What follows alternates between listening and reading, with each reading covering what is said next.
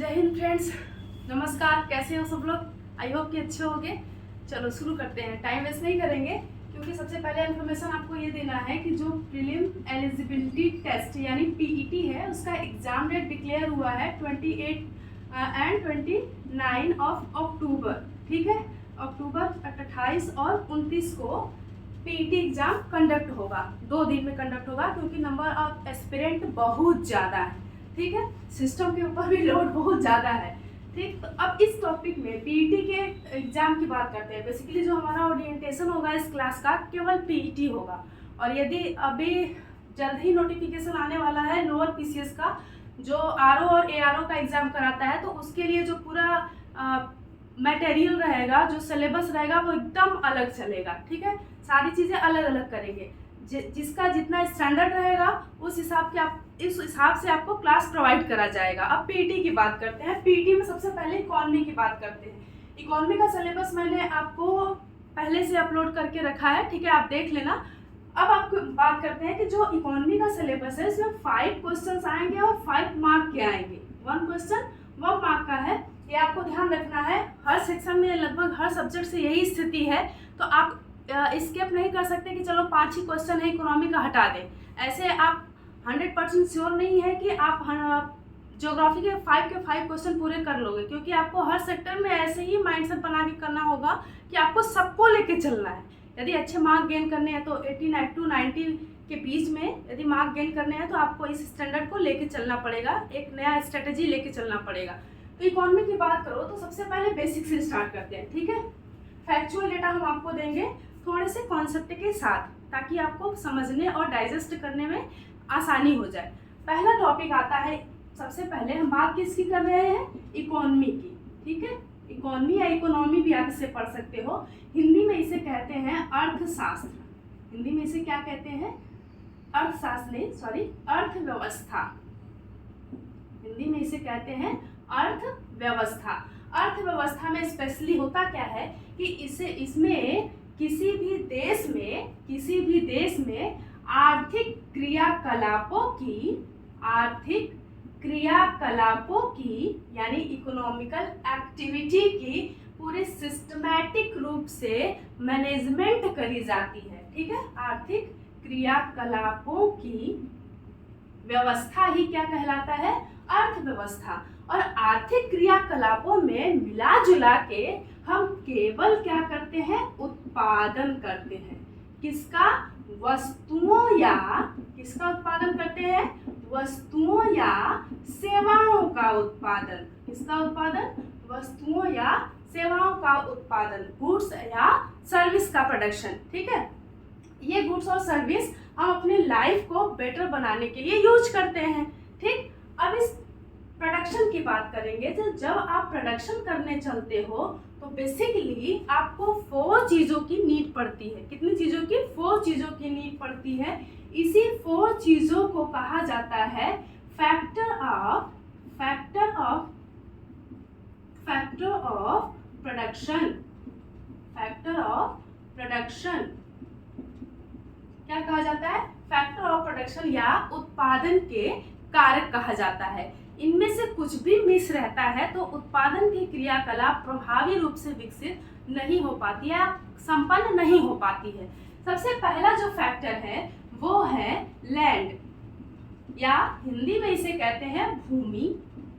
चूंकि भूमि एक प्राकृतिक संसाधन है, तो आप लिख सकते हो भूमि या अन्य प्राकृतिक संसाधन। अन्य प्राकृतिक संसाधन में जैसे जल भी तो एक आवश्यकता है। जब आप खेती करने चलोगे, जब आप गेहूं का उत्पादन करोगे, चावल का उत्पादन करोगे, तो आपको प्राकृतिक संसाधन में भूमि चाहिए, जल चाहिए। सही है कि नहीं चाहिए? मिट्टी तो चाहिए, भूमि के सेक्टर में आ जाएगा।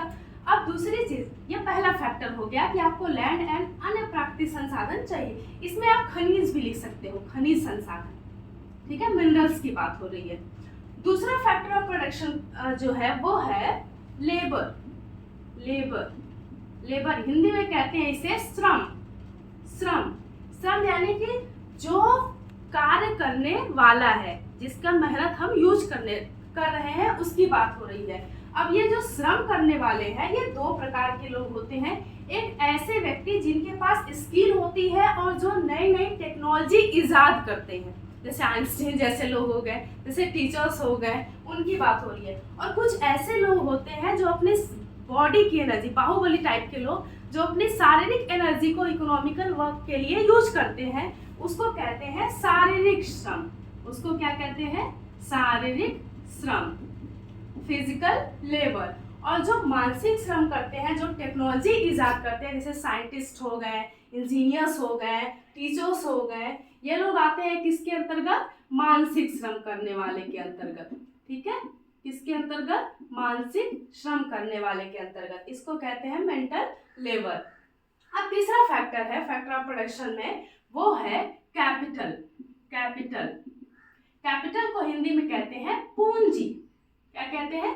पूंजी। जब भी आप कोई भी एक्टिविटी, इकोनॉमिकल एक्टिविटी, आर्थिक क्रियाकलाप करते हो, जैसे आप टीचिंग कर रहे हो, जैसे आप एग्रीकल्चर कर रहे हो, जैसे आप मत्स्यन कर रहे हो, जैसे आप कुक्कुट इंडस्ट्री चला रहे हो, जैसे आप समझ लो बैंकिंग सेक्टर का काम कर रहे हो, तो हमेशा आपको कुछ न कुछ इंफ्रास्ट्रक्चर के तौर पे मशीनें चाहिए और कुछ कैश भी चाहिए, जिससे आप इंस्टेंट आवश्यकता वाली वस्तुएं खरीद पाओ। जैसे पूंजी में भी दो टाइप्स की पूंजी होती है। एक पूंजी होती है जिसे हम कहते हैं फिक्स्ड पूंजी, फिक्स्ड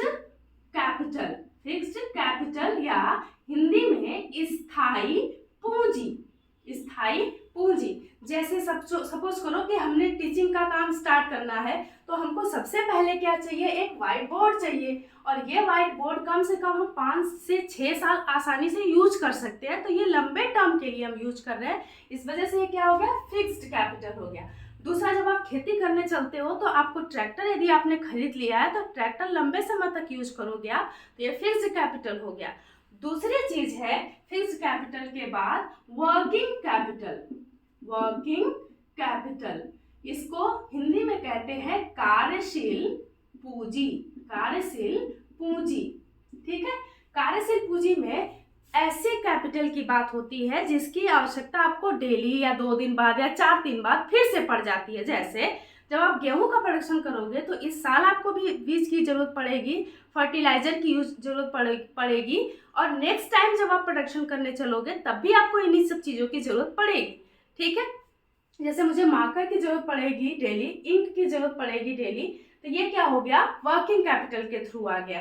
ठीक, अब चौथी चीज बची है जो मोस्ट इंपॉर्टेंट चीज है, बिना इसके ये सब चीज कोई मायने नहीं रखते हैं, वो है हम, यानी ह्यूमन कैपिटल। क्योंकि हम रहेंगे तभी इन चीजों को कंपाइल करेंगे, तभी प्रोडक्शन होगा। अर्थात इन चीजों का यूज करने वाला, जिसे प्रेजेंट में कहा जाता है ह्यूमन रिसोर्स, मानव संसाधन, या पहले इसके लिए यूज होता था एंटरप्रेन्योर, हिंदी में इसे कहते थे उद्यम या उद्यमी, जो जोखिम उठाता है, जो खेती करने का जोखिम उठाता है, जो पढ़ाने का जोखिम उठाता है, जो बिजनेस करने का जोखिम उठाता है, जो बड़ी बड़ी फैक्ट्रियां बनाने का जोखिम उठाता है, जो आपके लिए सेवा देने का जोखिम उठाता है। यदि ये आदमी नहीं रहेगा तो इन तीनों का कोई मतलब नहीं है। इसलिए फैक्टर ऑफ प्रोडक्शन में सबसे महत्वपूर्ण चीज कौन बन जाता है? ह्यूमन रिसोर्सेज, यही तो जोखिम उठाता है।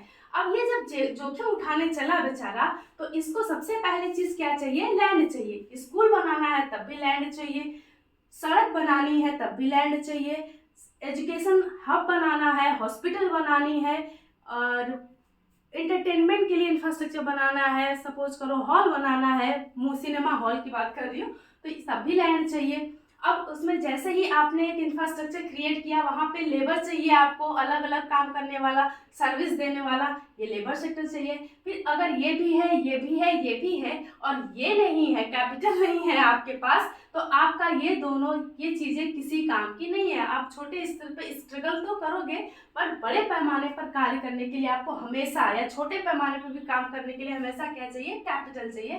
Capital divides in 2 parts, fixed capital and working capital.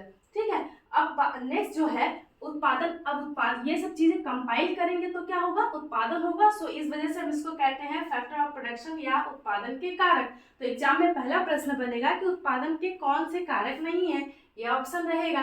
ठीक है, अब दूसरी बात करते हैं, जब हम उत्पादन करते हैं किसका, वस्तुओं और सेवाओं का, तो जब हम उत्पादन करने चलते हैं तो आर्थिक क्रियाकलाप होता है, और इन आर्थिक क्रियाकलापों को कुछ विशेष कैटेगरी के आधार पे हमने डिवाइड कर रखा है। जैसे आपने सुना होगा प्राथमिक sector, secondary sector, tertiary sector. तो नेक्स्ट क्लास में इस टॉपिक की बात करते हैं। Okay, thank you.